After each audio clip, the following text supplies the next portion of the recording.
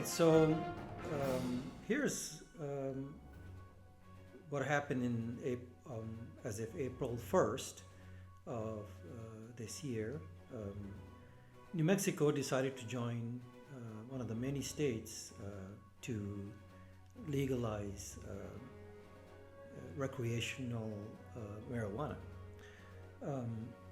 And it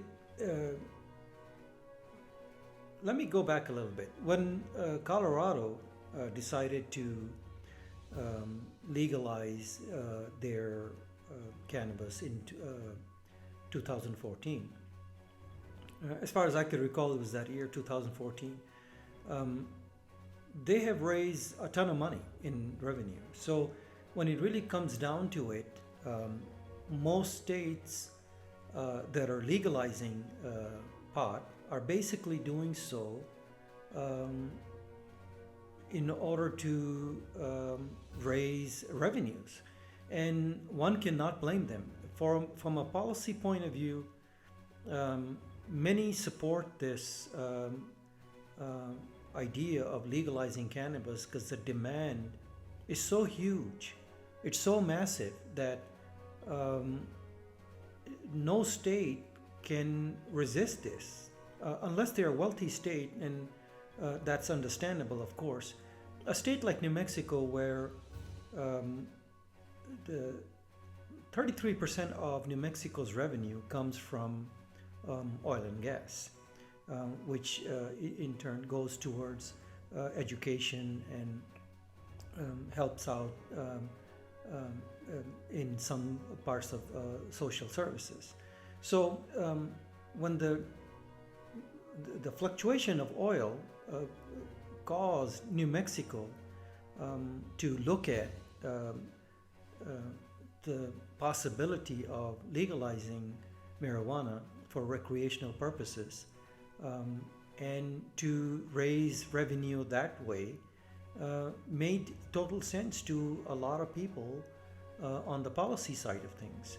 And I, for one, supported any state in the union that is suffering and looking to legalize cannabis for the purposes of raising revenue and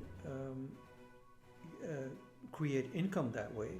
I personally support any state in doing so, because when we look at Colorado raised from 2014 to 2021, when you look at their sales sales report, just under $10 billion in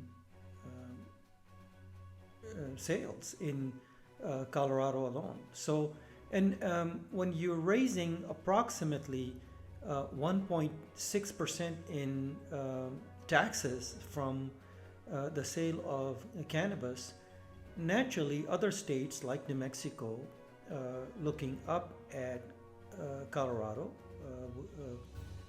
and watching the sales revenue come in, and eventually deciding to legalize pot in the state of New Mexico, it is absolutely no surprise to me. And for many individuals living in New Mexico on the policy side of things, when you talk to many of the policymakers, they were reluctant at first, but then once they start to realize that there is a tremendous amount of revenue involved on the especially when you're looking at years of suffering in a state like New Mexico, where we're heavily dependent on oil, and then came COVID. It makes it extremely difficult to exist and not legalize cannabis at that point. Everyone that looked at it from the policy side of it, even those that didn't agree with it due to their conservative stance or their position that this could be a difficult thing for the state because you already have um, high amounts of alcoholics running around. Now you have marijuana to add to that.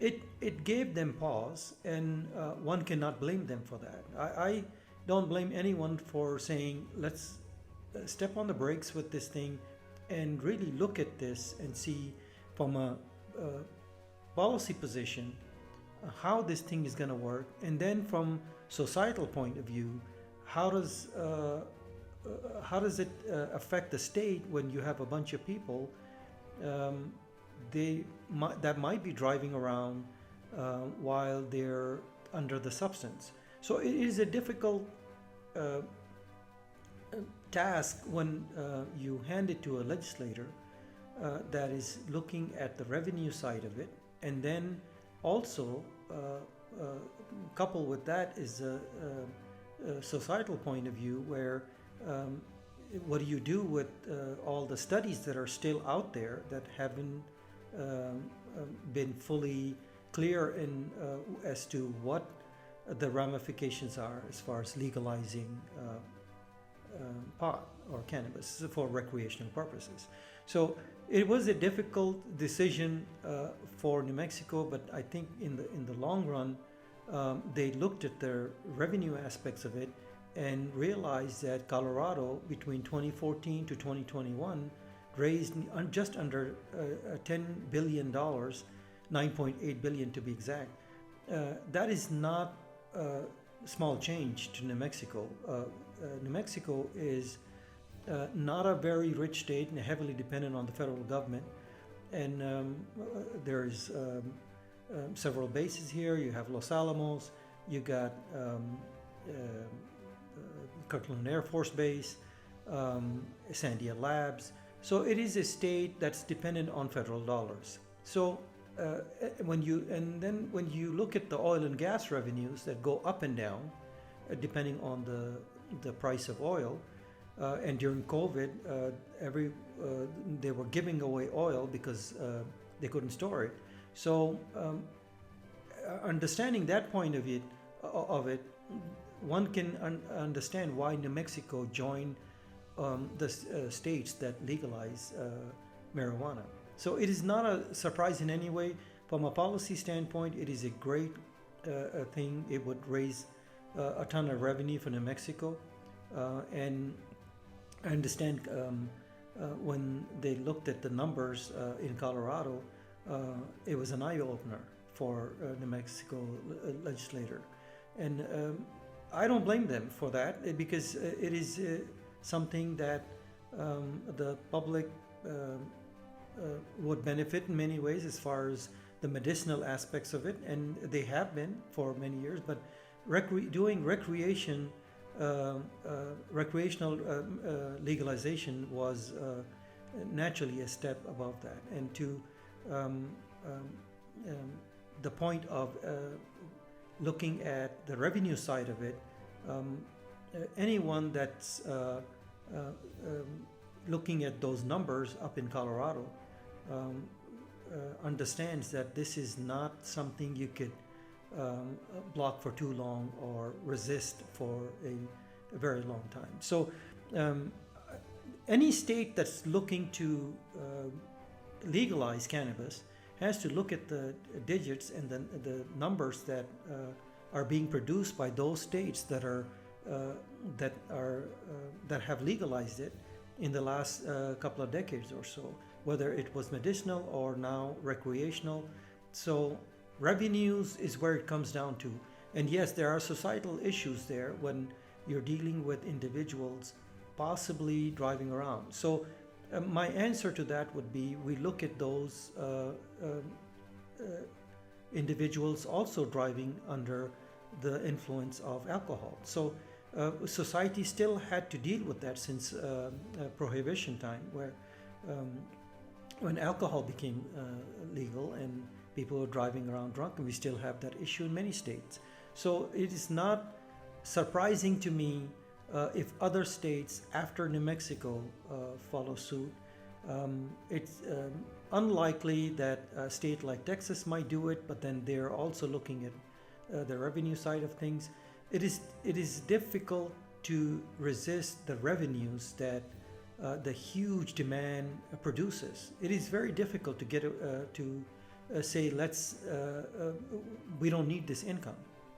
Any state that is hurting for income, especially post-COVID, is going to look at the revenue aspects of it. Colorado raising $1.6 billion in taxes over the last a few years, since 2014 to 2021, is no joke. It's real income, and that could be used towards social programs. It could be used towards infrastructure, to many areas that the state needs money and income for. So in the long run, you will see more and more states joining I would call it, towards the green movement of trying to raise revenues that way.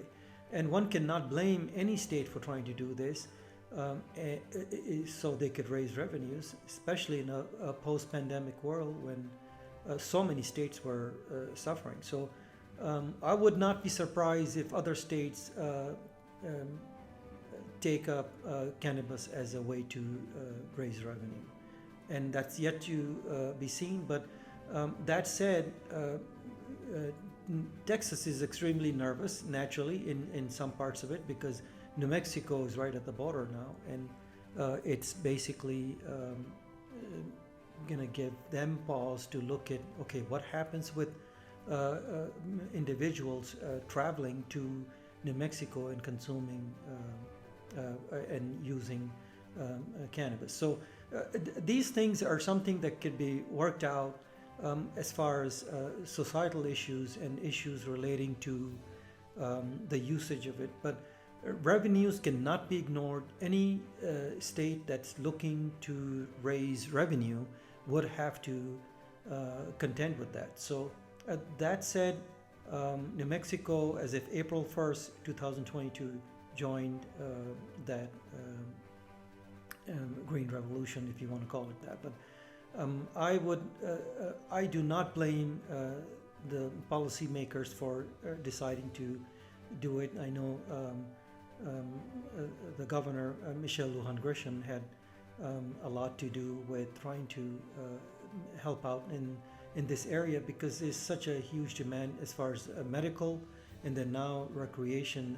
They absolutely cannot resist the revenues that come from that. And from that point of view, anyone can understand why it was legalized here in New Mexico.